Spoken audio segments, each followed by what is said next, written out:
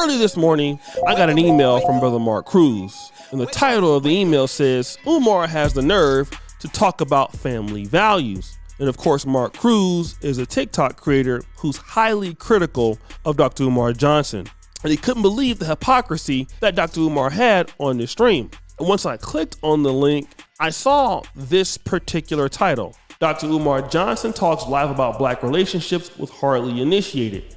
So let me kind of tell you what YouTubers do. When you have a channel like this, they have segments in which they space out the actual interview. So I can click on, the particular parts in which the interview transpired. And I started to do that just to watch those parts to make the content and try to figure out the hypocritical part. But once I got to the impact of trauma on relationships, I noticed a person that's very familiar, Mike TV. Now, rewind, Nemo. Mike TV is a YouTuber who pretty much, in my honest opinion, is a complete no talent. What he does all day is make content about other YouTubers, not even celebrities, not even politics, other YouTubers. And he does so by doxing them for no reason. And of course, he's done episodes on Anton Daniels, yours truly, MTR, but he's been focused a lot on Dr. Umar Johnson. And that's very interesting because, well, Dr. Umar Johnson does deserve it. But I noticed something about this particular guy, Mike TV. See, this guy is a convicted felon who's half black, half white, and he loves white women. So much so, he's even behind on child support to that same white woman. But he's such a big supporter of FBA, which is no problem because typically that's historical diaspora in the African American world or in the United States. But this is a guy who hates Africans. That's a different story. He always talks about delineating from Africans because he's an FBA. And I want you to hear that particular sequence right now. They call into Tariq's Twitter space every night vocalizing their issue. So clearly you're off your rocker when you think that Africans don't care about whether or not we delineate. You being here clearly is proof that y'all care for some reason because you're a second generation immigrant and you're worried about whether or not we want to identify as African American or foundational Black American. So I'll be more specific, sir. When it comes to you specifically, what vested interest do you have in what we classify ourselves as? What you call yourself as African Americans? That's what it is. You're the No. descendants of Africans. I said, what vested interest do you have in what we classify ourselves as? Why is it your business? Why does it make you feel some type of way? Why do you have an opinion on it? If, like you said, Africans don't care. Now, the thing is, my issue is you guys preach xenophobia all day, every day in Twitter spaces against one specific group of people, but you don't have the same smoke for the white folks who put their foot on your ass for 500 years. Can you give an example of us practicing xenophobia? That's exactly what you do in Twitter spaces. You know exactly what I'm saying. Can you give an example? I heard an FBA say this. I saw somebody type that. Can you give an example of how we're xenophobic? You know what I'm saying. Why are you playing dumb? So I'm supposed to read your mind and just know what you're talking about? This is really dipping into the realm of tether babble. This is really dipping into the realm of tether babble. You can't cite a single source to support your claim. See, you just up here talking to talk. Negroes like you, right? I call them cotton genes. They used to breed Negroes like you to create division amongst black people. Sir, why would we care what your opinion is on our history when you and your people are failures? You said you're a second generation immigrant. What country did your parents flee from? I ain't gotta say where I came from, but we're not failures. Oh, in classic tether fashion, he don't want to say where he came from, y'all. He got opinions of us and white people and cotton this and cotton that. And you too chicken shit to even tell us where your mommy and daddy come from. I wonder why that is. Ain't you a mulatto? Now, if you can hear the guy at the end of that, he asks, aren't you a mulatto? And it's interesting because he is a mulatto. His dad definitely is white. His mom might be black, but we don't know if she's African American or not. But what we know is he's so hard on all the other blacks in America when all he does is booty clap Islams deal with white women. And so he's so busy talking about the FBA stuff, right? But this is interesting. At this particular point, Dr. Umar Johnson was on this show, Hardly Initiated. And somebody super chatted a question that was biracial. And this was what Dr. Umar Johnson said. My mom, shout out to Tamisha Ford. She says, my mom is white and my father is black. If race matters more than spirit, what are you saying about biracial children? Who do you propose we date? Okay. First of all, you're assuming that Caucasians have a spirit. That's number one. Damn. Number two, in the Pan-African movement, we do not discriminate against mixed race Africans. So if your mother is white and your father is black, or your father is white and your mother is black, once again, if you identify with your African family, I have no issue at all with marrying a mixed race African sister. I've dated mixed race African sisters. Martin Delaney, the grandfather of Pan-Africanism, was married to a mixed race African sister. Some of our Pan-Africanist forefathers were mixed race African men. So Bob Marley was mixed race. There's even some conjecture that the great Nat Turner might have been mixed race. So we don't discriminate. Why not? Because you're not responsible for how you got here. You understand? You had no control over that. You have the DNA of Africa in you. And if you're loyal to it, come on in and join the party. I just ask that the mixed race Africans don't play the fence. You want to be pro-black when Dr. Umar around, but you a straight up Jew when I'm not around. You see what I'm saying? Right. So make up your mind that you're going to be a full-time African. If you make up your mind you're going to be a full-time African, we good. Now, what he's saying is, listen, if you're biracial, you do have African blood. So we can't fault you for being biracial, but we can fault you for who you date. And then guess who comes on the scene? Can I get a dun dun dun sound effect? Oh yeah, Mike TV. And Mike TV has a problem with Dr. Umar. Let's find out what the question is. You know what? Let's bring the brother. We got Mike in the chat here. Mike, welcome to the stage. Hey. Welcome to Hardly Initiated, my brother. Can you hear us? Loud and clear. Mic check, mic check. Do me a favor, Mike. Give me your age, your location, and I want to hear your take on this. 29, California. And Umar's not going to like me because I believe that you can date who you want to date, just don't be a... And, you know, we regard Frederick Douglass with high esteem, and he married a white woman at the end of the day. So I look at a man's actions more so than who he dates. Let me respond to my brother, and I appreciate the dialogue because we still brothers even if we disagree. I want to clarify the Frederick Douglass piece. You're absolutely right. About a decade before his death as an old man, he married a white woman. But let's not forget about Queen Mother Anna Marie Douglass, who he was married to for nearly 50 years, who gave birth to all 5 of his children, who helped him escape from slavery to freedom, and who ran the Underground Railroad in Rochester, New York during his absence. I'm only bringing that up because we talk about the white woman so much that a lot of our children don't know. Frederick Douglass had a dark-skinned, chocolate, beautiful, nappy-headed wife. So I want to make sure Anna Marie Douglass gets her due. Now, to your question, to your point that we can marry who we want and not be a...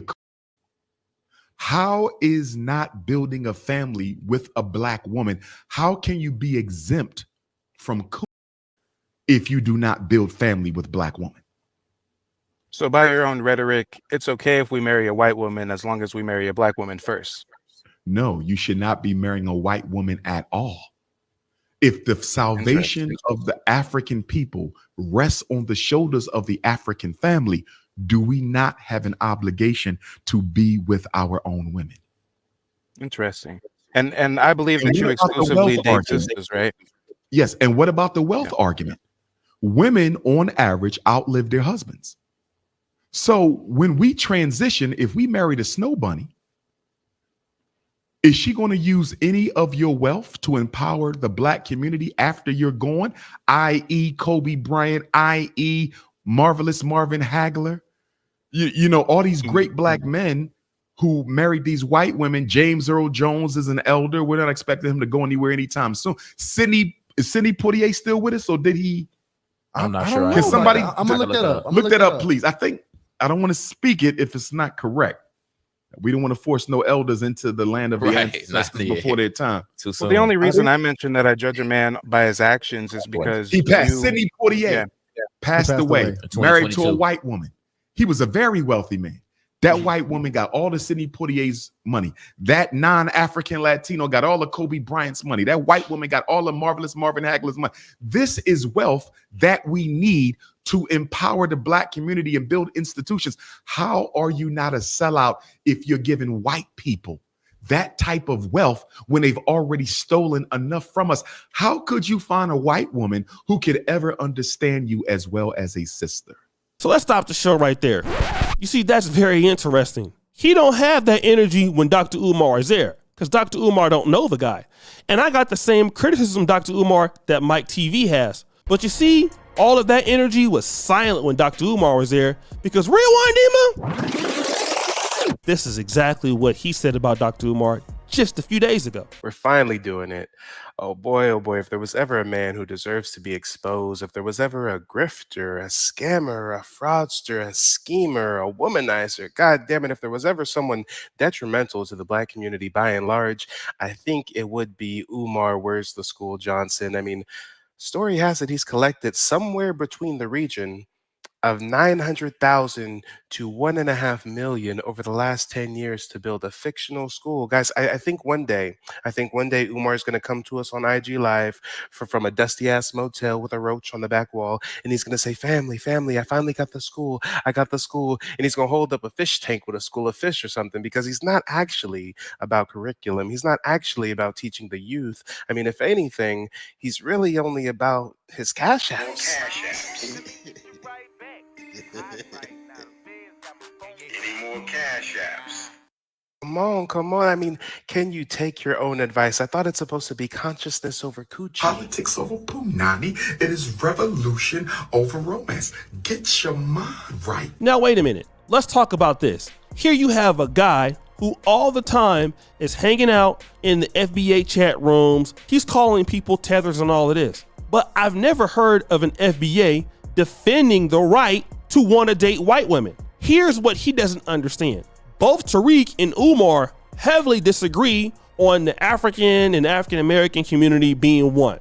We get it, right? There is some difference of opinion there. But when it comes to interracial dating and marrying, both of these guys are fundamentally sound on that.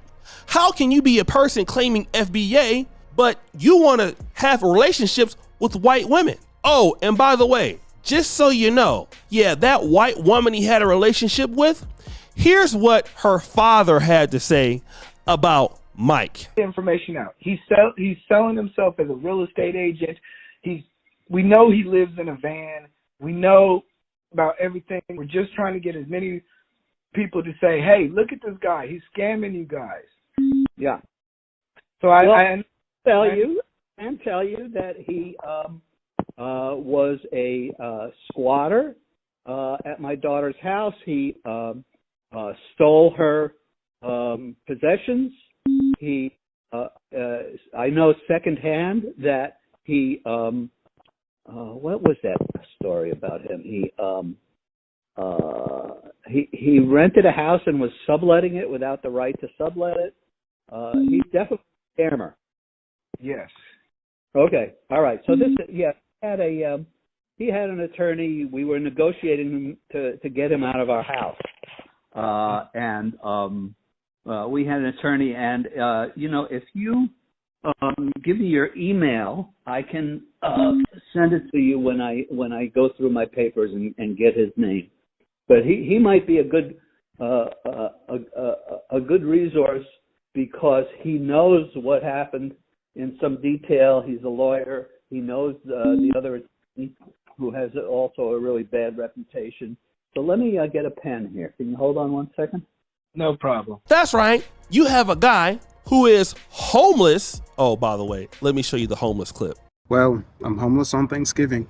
This is my first time being homeless. Last night I checked into a homeless shelter and was lucky enough to get a bed. This shelter provides 3 meals a day and access to social services. Like and subscribe if you'd like to follow the journey. Over the next 30 days, my plan is to earn $3,000 so I can get enough money to move into a new apartment. All I have is my phone, my computer, and $100. If you'd like to help, links are in the comments section. And to learn how I found myself in this situation, stay tuned. I'll be posting another video soon. Sorry, that was petty. So he's a guy fighting to be in the FBA African American community, thou shalt not delineate, but he wants to go ahead and have white women and pretty much reproduce with them to make more white people, which doesn't make any sense. How are you going to preserve your lineage if you are an FBA, which he is not, because his dad is full white? But how are you going to do that when you have a white girlfriend? And if you have a white girlfriend and a white child, they're probably going to have white relationships. You see how this guy is grifting? He's talking about Umar is grifting.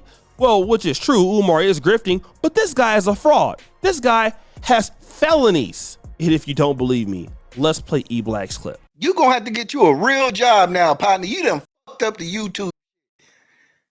You done, yeah, I can't believe a nigga really that broke can really fuck up his only bag. This is your only bag. You got felonies for theft. How you fuck YouTube like?